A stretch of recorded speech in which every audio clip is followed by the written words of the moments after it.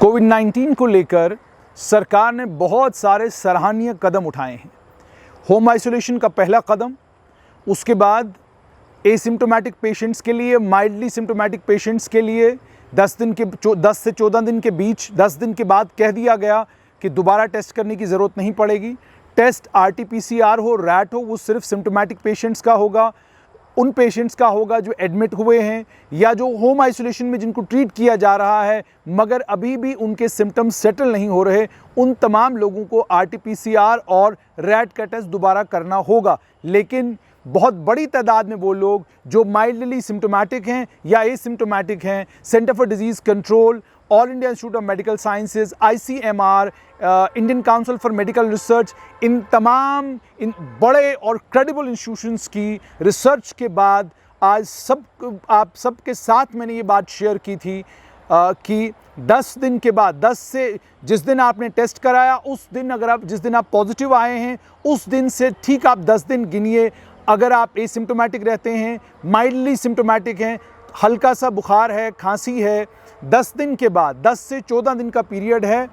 10 दिन के बाद आप किसी को भी इन्फेक्ट नहीं करेंगे। ये मैं नहीं कह रहा, centre for disease control, ICMR और India institute of medical sciences कह रहा है। इसी की बुनियाद पर RT-PCR रैट टेस्ट 10 दिन के बाद माइल्डली सिम्टोमेटिक पेशेंट्स के लिए, एसिम्टोमेटिक कोविड पॉजिटिव पेशेंट्स के लिए मना कर दिया गया, उसकी ज़रूरत नहीं है। लेकिन हाईली सिम्टोमेटिक हैं, बायलैटरल नमूनिया है या बॉडी के अलग अलग पार्ट्स इन्वॉल्व हुए हैं, तो उस केस में यानी हाईली सिम्टोमेटिक पेशेंट्स के केस में साफ तौर पे कह दिया गया कि 20 दिन के बाद दोबारा RT-PCR भी होगा, रैट भी होगा, ज़रूरत पड़ी तो 10 दिन के बाद भी किया जाएगा अगर सिम्टम सेटल डाउन होते हैं। ये तमाम चीज़ें एक तरफ, दूसरी तरफ ये भी कि गवर्नमेंट मेडिकल कॉलेज में कंट्रोल रूम के बनने के बाद बहुत हद तक गवर्नमेंट मेडिकल कॉलेज के अंदर जो आइसोलेशन वार्ड में पेशेंट्स हैं या चेस्ट डिजीज़ हॉस्पिटल में पेशेंट हैं, एक पत्रकार दोस्त भी हमारे हैं और भी कुछ दोस्त हमारे जो आइसोलेशन वार्ड में, उनसे फ़ोन पर जो राब्ता हो रहा है वो ये बता रहे हैं कि हम कंट्रोल रूम फ़ोन करते हैं तो अब महसूस होता है कि गवर्नमेंट मेडिकल कॉलेज के अंदर हलचल हो रही है, लोग इधर आ रहे हैं, डॉक्टर्स कंसल्टेंट्स हमें देख रहे हैं, यंग कंसल्टेंट्स हमारे पास आ रहे हैं, नर्सेज आ रही हैं, इंजेक्शंस जो हैं वो दिए जा रहे हैं। आज कुछ थोड़ा बहुत विलंब हुआ था लेकिन बाद में कहा गया कि जब कंट्रोल रूम फ़ोन किया गया तो फ़ौरन उसके बाद नर्सेज आई, इंजेक्शन भी लगे, जिनके रूटीन में टेस्ट होने थे वो टेस्ट भी हो रहे हैं। ये आपको बात समझनी होगी, कोविड-19 बीमारी का कोई वैक्सीन नहीं, इसका कोई इलाज नहीं। अगर आप होम आइसोलेशन में हैं तो आपको 2 चीज़ों पर ध्यान रखना होगा। आपके घर में बुज़ुर्ग अगर होम आइसोलेट हैं, पहली ऑक्सीजन सैचुरेशन के ऊपर आपको नज़र बनाए रखनी है। अगर ऑक्सीजन सैचुरेशन 90 से कम होती है तो वो ऑक्सीजन की ज़रूरत पड़ सकती है। अगर आपके घर में कोई मेडिको है तो वो आपको ज़्यादा बेहतर तरीके से बता सकता है कि घर पर ऑक्सीजन सैचुरेशन को किस तरीके से मैनेज करना है, किस तरीके से ऑक्सीजन सैचुरेशन को बनाए रखना है। लेकिन अगर सिम्टम्स बढ़ रहे हैं, सांस लेने में दिक्कत हो रही है, 2 दिन से ज़्यादा आपके बुखार को 100 से ऊपर हुआ, आपका बुखार जो है 100 से नीचे नहीं आ रहा, पैरास्टामोल खा रहे हैं, डोलो 650 खा रहे हैं, आपका बुखार तब भी कंट्रोल में नहीं आ रहा, तो आपसे गुजारिश कि आप फ़ौरन गवर्नमेंट मेडिकल कॉलेज के आइसोलेशन वार्ड पहुँचें, आप फ़ौरन 108 नंबर डायल करें और अस्पताल पहुँचें। आप ये समझ लें कि बुखार जब आपके काबू में नहीं, 108 बुखार है, माफ़ कीजिएगा 108 बुखार नहीं, 102, 101, 99, 100 बुखार भी है, आप डोलो खा रहे हैं, पैरास्टामोल खा रहे हैं या कोई भी जो दवाई आपको दी गई है वो खा रहे हैं, उससे आपको फ़र्क नहीं पड़ रहा, तो आपको फ़ौरन 108 पर डायल करके मेडिकल कॉलेज पहुंच जाना चाहिए ताकि आपको ठीक समय पर आपका ट्रीटमेंट शुरू हो जाए। ये तो बात थी उन लोगों के लिए जो लोग कोविड पॉजिटिव हैं। अब कुछ और बहुत इंपॉर्टेंट चीज़ें हैं जो प्रशासन तक पहुंचानी बहुत ज़्यादा ज़रूरी है। CCTV कैमराज आइसोलेशन वार्ड में लगेंगे, बहुत मुबारक वाला फ़ैसला। आप इमरजेंसी के बाहर ही ये तय कर लेंगे पॉजिटिव कौन है और नेगेटिव कौन है। पॉजिटिव की ट्रीटमेंट उसी तरीके से होगी, नेगेटिव की ट्रीटमेंट उसी तरीके से होगी। ये तमाम फैसले मुबारकबाद के मुस्तहिक हैं, मगर अब और कुछ इम्पॉर्टेंट चीज़ें हैं जिनकी तरफ सरकार का ध्यान दिलाना बहुत ज़्यादा ज़रूरी है। सिम्टोमेटिक पेशेंट जिनका ऑक्सीजन सैचुरेशन 90 से नीचे चला जाता है, उनके लिए ESR टेस्ट, उसके अलावा फर्मेटिन टेस्ट, ये मेरे पास सब लिखे हुए हैं तो इसीलिए मैं आपके साथ शेयर कर रहा हूँ। फेरेटिन टेस्ट, फेरेटिन के अलावा डी डाइमर टेस्ट, इंटरल्यूकिन 6 और सी रिएक्टिव प्रोटीन क्वांटिटेटिव, जिसको नेफ्लोमेट्रिक या सीरम बेस्ड भी कहते हैं। यानी एक ESR, दूसरा फेरेटिन टेस्ट कराना, तीसरा डी डाइमर, चौथा इंटरल्यूकिन और पांचवा सी रिएक्टिव प्रोटीन। अब इनके बायोलॉजिकल रेफरेंस लेवल हैं। बायोलॉजिकल रेफरेंस इंटरवल्स के हिसाब से आपको ये 5 टेस्ट किसी भी सिम्टोमेटिक पेशेंट जो हॉस्पिटल आइसोलेशन में है, हालांकि मैं तो डॉक्टर नहीं, लेकिन डॉक्टर्स से डॉक्टर निखिल महाजन हो, डॉक्टर अनिल शर्मा हो, डॉक्टर सुशील शर्मा हो, डॉक्टर संजीव भट्ट हो, डॉक्टर धर्मेंद्र हो, उसके अलावा इंडिया के कुछ टॉप कार्डियोलॉजिस्ट, टॉप वायरोलॉजिस्ट जिनसे फ़ोन पर लगातार मैं राब्ते में रहता हूँ, कोशिश करता हूँ कि ज़्यादा से ज़्यादा जानकारी मुझे अगर उनसे मिले तो आप लोगों तक पहुँचाऊँ। ये 5 टेस्ट हैं जिन 5 टेस्टों से एक अंदाज़ा लग सकता है कि जो कोविड पॉजिटिव पेशेंट हुआ है, जिसका बुखार नहीं टूट रहा, जिसको सांस लेने में दिक्कत आ रही है या बहुत खांसी हो रही है, तो क्या ये सीवियर डिजीज़ की तरफ जाएगा? क्या इसकी बीमारी बढ़ेगी? क्या इसमें हमें ज़्यादा इंटरवेंशन करने की ज़रूरत है या हल्की सी इंटरवेंशन करने से काम चल जाएगा? क्योंकि आप दवाइयों का प्रोटोकॉल, माफ़ कीजिएगा मैं बिल्कुल डॉक्टर नहीं, आई एम अ जर्नलिस्ट, और मैं डॉक्टर से बातचीत करके 3-3, 4-4 बार एक सवाल को पूछकर जो कुछ उन्होंने मुझे बताया वो आपके साथ शेयर कर रहा हूँ। आप किसी भी पेशेंट का प्रोटोकॉल डिसाइड करते हैं, इस बेसिस पर डिसाइड करते हैं कि उसके टेस्ट क्या कहते हैं। आप टेस्ट रिपोर्ट का जायज़ा लेते हैं। जब आप टेस्ट रिपोर्ट का जायज़ा लेते हैं, उसका जायज़ा लेने के बाद फिर आप ये डिसाइड करते हैं कि अब इस पेशेंट के केस में हमें क्या करना है, हमें इसको कौन से इंजेक्शंस देने हैं, हमें इसको कौन सी दवाई देनी है, हमें इसको किस तरीके से ट्रीट करना है। तो वो जो ट्रीटमेंट का प्रोटोकॉल आप डिसाइड करते हैं वो आप टेस्ट की बुनियाद पर डिसाइड करते हैं। तो ये 5 टेस्ट जो मैंने आपको बताए वर्ल्ड ओवर हो रहे हैं। इन 5 टेस्टों को गवर्नमेंट मेडिकल कॉलेज जम्मू में, सिटी हॉस्पिटल में, बाकी जगहों पर भी शुरू किया गया है। लेकिन अगर बड़े पैमाने पर इन टेस्टों को किया जाएगा पूरे जम्मू कश्मीर में, तो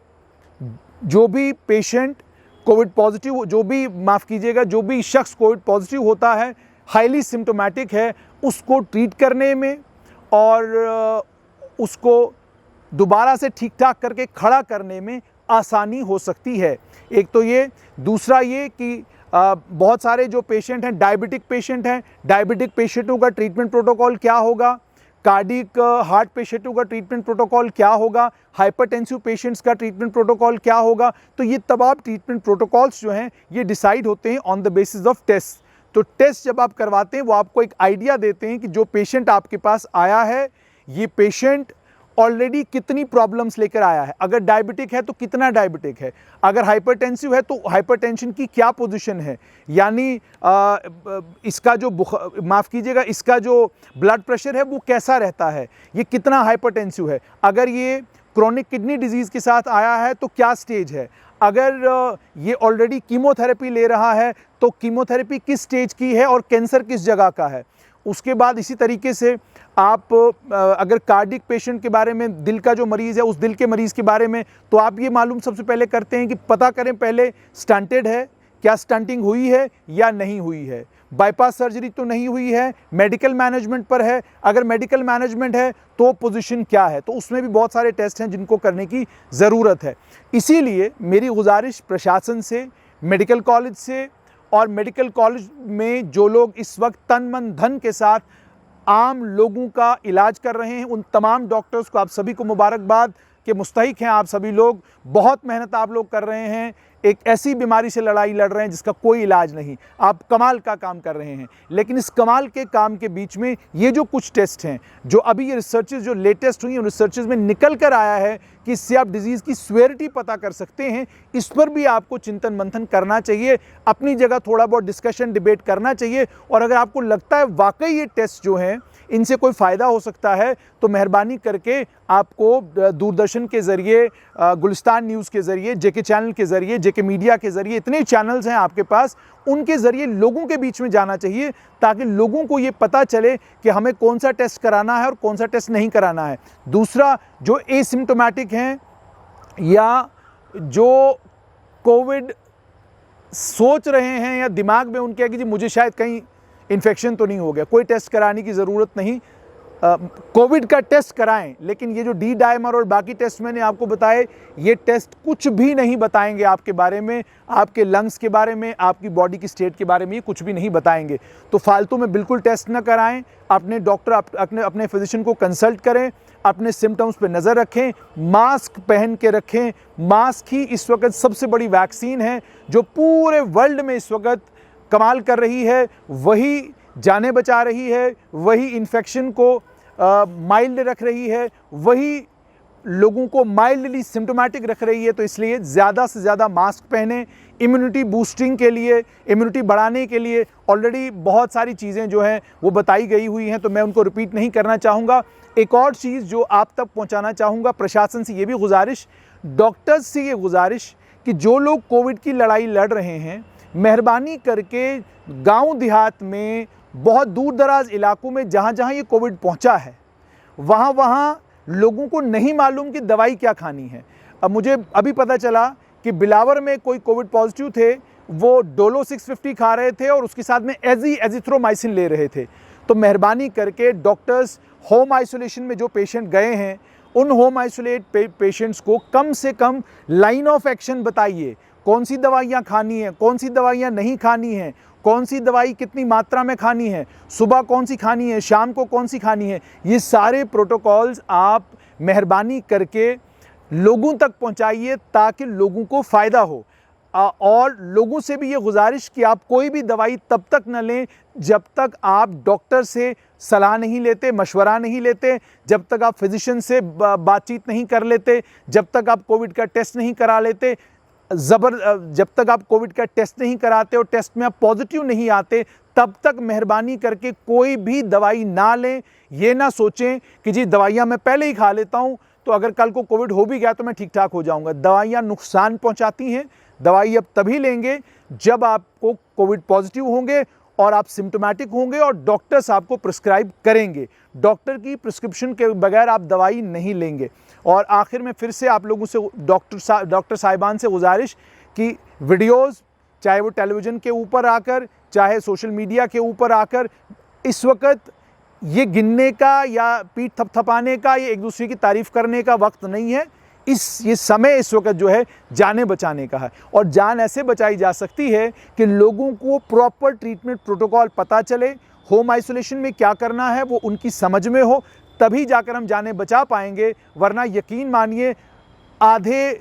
जम्मू शहर में लोग एक तरह की दवाइयाँ खा रहे हैं और आधे शहर में दूसरी तरह की खा रहे हैं। उधमपुर में एक अलग ट्रीटमेंट प्रोटोकॉल चल रहा है और डोडा, भद्रवाह, किश्तवाड़ में सुनने को आ रहा है एक अलग ट्रीटमेंट प्रोटोकॉल चल रहा है। तो एक ट्रीटमेंट प्रोटोकॉल बनाइए। उस ट्रीटमेंट प्रोटोकॉल में डायबिटिक पेशेंट के लिए क्या ट्रीटमेंट होना चाहिए, नॉन डायबिटिक के लिए क्या होना चाहिए, किडनी डिजीज़ वाले के लिए क्या होना चाहिए, क्रोनिक किडनी डिजीज़ वाले के लिए ट्रीटमेंट प्रोटोकॉल क्या होगा, हाइपरटेंसिव के लिए ट्रीटमेंट प्रोटोकॉल हमारा क्या होगा, कार्डिक इश्यूज़ वाले पेशेंट के लिए हमारा ट्रीटमेंट प्रोटोकॉल क्या होगा, जो कार्डिक पेशेंट स्टंटेड है उसके लिए हमारा ट्रीटमेंट प्रोटोकॉल क्या होगा, अगर किसी को सीजर्स होते हैं उसके लिए हमारा ट्रीटमेंट प्रोटोकॉल क्या होगा, जिसका इम्यून सिस्टम वीक है और लंग्स में प्रॉब्लम है उसके लिए हमारा ट्रीटमेंट प्रोटोकॉल क्या होगा,